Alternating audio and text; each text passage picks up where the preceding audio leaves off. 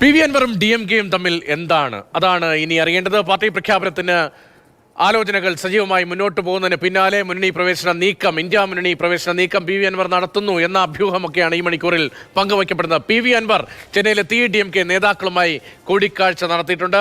അരുൺ അമർനാഥ് മലപ്പുറത്ത് നേരുന്നു. ഒപ്പം AK സ്റ്റെഫിനും നമുക്ക് പോകേണ്ട ആദ്യം അരുണിലേക്കാണ്. അരുൺ എപ്പോഴാണ് ചെന്നൈയിലേക്ക് പോയത്? സെന്തിൽ ബാലാജി അടക്കം ഏതൊക്കെ നേതാക്കളുമായി കൂടിക്കാഴ്ച നടത്തി എന്നാണ് ആ ദൃശ്യങ്ങളിൽ നിന്ന് മനസ്സിലാകുന്നത്? DMK-യുടെ ഭാഗത്ത് നിന്ന് എന്ത് മറുപടി ലഭിച്ചു എന്നതാണ് അറിയാൻ കഴിയുന്നത്. പ്രതീക്ഷ 1.5 മാസക്കാലം കേരള രാഷ്ട്രീയത്തിൻ്റെ ഫോക്കസ് പി വി അൻവറിലേക്കാണ്. അതിലാണ് ഇപ്പോൾ നിർണായകമായ ഒരു വഴിത്തിരിവെന്ന രീതിയിൽ ഒരു സുപ്രധാനമായ ഒരു breakthrough P V Anvar ഉണ്ടാക്കിയെന്ന തരത്തിലുള്ള ഒരു സൂചന നമുക്ക് പുറത്തു വരുന്നത്. ഇന്ന് പുലർച്ചെയാണ് അൻവർ ചെന്നൈയിലേക്ക് പുറപ്പെട്ടത്. രാവിലെയാണ് ഇത്തരത്തിൽ സെന്തിൽ ബാലാജി ഉൾപ്പെടെയുള്ള പ്രബലനായ DMK നേതാക്കളുമായി കൂടിക്കാഴ്ച നടത്തിയിരിക്കുന്നത്. ഇത് വലിയ രീതിയിൽ ഇത്തരത്തിലൊരു രാഷ്ട്രീയ നീക്കം CPM-നെ പ്രതിരോധത്തിലാക്കുന്നു എന്ന് അടിയുറച്ച് തന്നെ പറയേണ്ടിയിരിക്കുന്നു. കാരണം അത്തരത്തിലാണ് ഇപ്പോഴുണ്ടായിരിക്കുന്ന രാഷ്ട്രീയ സാഹചര്യം. അൻവറിനെതിരെ CPM തിരിച്ചടിച്ചത് ഇത്തരത്തിലുള്ള വർഗീയമായ ആരോപണങ്ങൾ ഉയർന്ന ഒരു പശ്ചാത്തലത്തിൽ കൂടിയാണ്. SDPI ജമാഅത്തെ ഇസ്ലാമിയുടെ ന്യൂനപക്ഷ വർഗീയത കൂടി ചേർക്കണമെന്ന് പറഞ്ഞു വെച്ചുകൊണ്ടാണ് CPM അൻവറിനെ പ്രതിരോധിച്ചത്. അത്തരത്തിൽ അൻവറിന് പിന്നിൽ ഇവരാണ് എന്ന് പറഞ്ഞു കൊടുക്കുമ്പോൾ MK സ്റ്റാലിനുമായി, പ്രത്യേകിച്ച് CPM-ഉമായി, കോൺഗ്രസുമായി, ലീഗുമായും ഒക്കെ നല്ല ബന്ധം പുലർത്തുന്ന DMK-യുമായി അൻവറിന്റെ ഈ ഒരു കൂട്ടുകെട്ട് അത് CPM-നെ വലിയ രീതിയിൽ പ്രതിരോധത്തിലാക്കും. അപ്പോൾ അടിയുറച്ചു നിൽക്കുകയാണ് DMK, MK സ്റ്റാലിൻ. പക്ഷേ കേരളത്തിന്റെ രാഷ്ട്രീയ പശ്ചാത്തലത്തിൽ DMK-ക്ക് ഏറ്റവും വലിയ ബന്ധം പിണറായിയുമായാണ്. സ്റ്റാലിന് ഏറ്റവും അധികം ബന്ധം പിണറായിയുമായാണ്.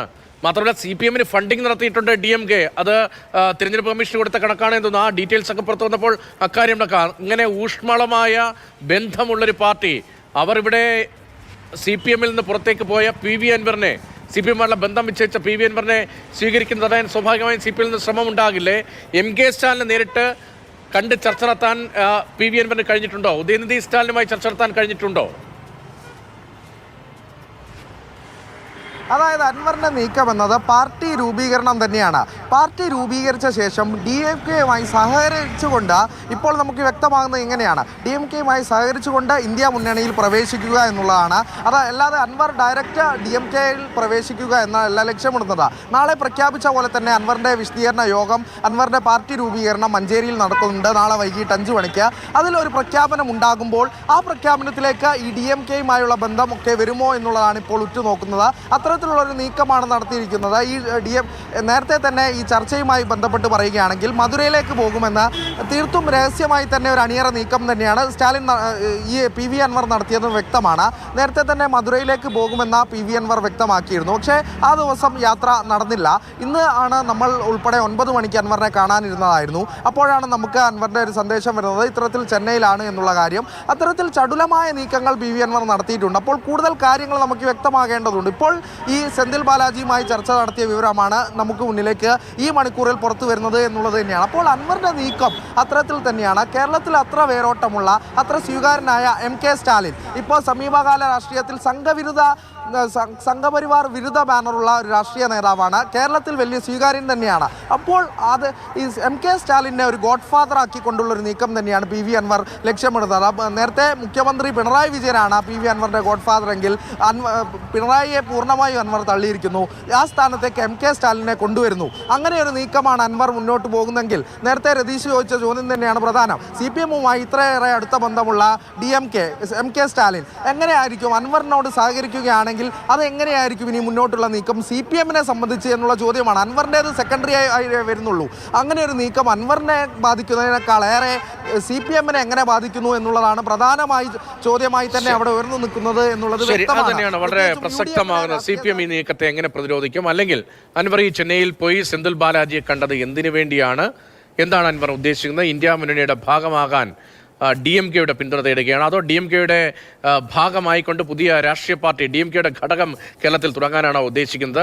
അതല്ല മറ്റൊരു പാർട്ടി പ്രഖ്യാപിക്കുകയാണെങ്കിൽ DMK നേതാക്കളെ കണ്ടതിന് പിന്നിൽ എന്താണ്? ഇങ്ങനെ നിരവധി രാഷ്ട്രീയ ചോദ്യങ്ങൾ നിലനിൽക്കുകയാണ്. AK സ്റ്റെഫിൻ കൂടിയുണ്ട് തിരുവനന്തപുരത്തും. സ്റ്റെഫിൻ, ഈ അൻവർ ഉദ്ദേശിക്കുന്നത് എന്താണ് എന്ന് മനസ്സിലാകുന്നുണ്ടോ? ഇപ്പോൾ നേരത്തെ ബിജു രമേശ് ഇവിടെ കേരളത്തിൽ രാഷ്ട്രീയ വിവാദങ്ങളുടെയൊക്കെ പശ്ചാത്തലത്തിൽ രാഷ്ട്രീയ വിവാദങ്ങളുടെ കേന്ദ്രമായി ബിജു രമേശ് വന്നപ്പോൾ അന്ന് കേരളത്തിലെ മദ്യ വ്യവസായം ഉൾപ്പെടെ ഞാൻ അവസാനിപ്പിക്കുകയാണ്, തമിഴ്നാട്ടിലേക്ക് പോകുന്നു എന്ന് പറഞ്ഞ് ADMKയിൽ ചേരുകയും ADMKയുടെ ഭാഗമായി മത്സരിക്കുകയൊക്കെ ചെയ്യുന്ന നമ്മൾ കണ്ടതാണ്. ആ നീക്കം അധികാരം മുന്നോട്ട് പോയില്ലെങ്കിലും ഇപ്പോൾ DMKയിലേക്ക് അൻവർ ഒരു കൊമ്പ് ചായ്ക്കുമ്പോൾ അത് DMKയിൽ ലാൻഡ് ചെയ്യാൻ വേണ്ടിയാണോ അതോ DMKയുടെ പിന്തുണയ്ക്ക് വേണ്ടിയാണോ എന്താണ് എന്ന് വ്യക്തമാകുന്നുണ്ടോ?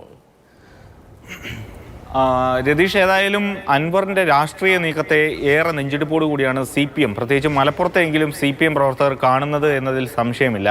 അതുകൊണ്ട് തന്നെ എന്താണ് ഇനി അൻവർ മനസ്സിൽ കാണുന്നത് എന്നുള്ളതാണ് ഇനി പുറത്തു വരേണ്ടത്. DMKയുമായിട്ട് ചേർന്ന് മുന്നോട്ട് പോകാൻ അല്ലെങ്കിൽ പ്രവർത്തിക്കാനാണ് അദ്ദേഹം നീക്കമിടുന്നതെങ്കിൽ അത് വലിയൊരു രാഷ്ട്രീയമായ തീരുമാനമാണ്. കാരണം DMKയിൽ അദ്ദേഹം ഭാഗവാക്കായി കഴിഞ്ഞാൽ MK സ്റ്റാലിനുമായി ഏറ്റവും അടുത്ത് ബന്ധം പുലർത്തുന്ന പിണറായി വിജയന് അദ്ദേഹത്തെ തള്ളിപ്പറയുന്നതിനും വിമർശിക്കുന്നതിനും അദ്ദേഹത്തിനോട് പോരടിക്കുന്നതിനും ഒരു പരിധി നിശ്ചയിക്കേണ്ടി വരും. അതോടൊപ്പം തന്നെ കോൺഗ്രസിൻ്റെ സ്ഥിതിയും അതാണ്. കാരണം കോൺഗ്രസും DMKയും ഒക്കെ ഒരു മുന്നണിയിൽ നിൽക്കുന്ന ആളുകളാണ്. അപ്പോൾ രണ്ട് തരത്തിൽ ഒരു പ്രതിരോധത്തിൽ ഈ പാർട്ടികൾ രണ്ടുപേരും, പ്രതിപക്ഷത്തിരിക്കുന്ന കോൺഗ്രസ് ആയിക്കോട്ടെ UDF ആയിക്കോട്ടെ CPM-ഉം ഇടതുമുന്നണിയും ആയിക്കോട്ടെ, വലിയൊരു പ്രതിരോധത്തിൽ എത്തിച്ചേരുമെന്ന കാര്യത്തിൽ സംശയമില്ല. അപ്പോൾ എന്താണ് അൻവർ മനസ്സിൽ കണ്ടിരിക്കുന്നത് എന്നുള്ളതാണ് ഏറെ കൗതുകകരമായ കാര്യം. ഏതായാലും അൻവർ ഇപ്പോൾ LDF-ന് പുറത്താണ്.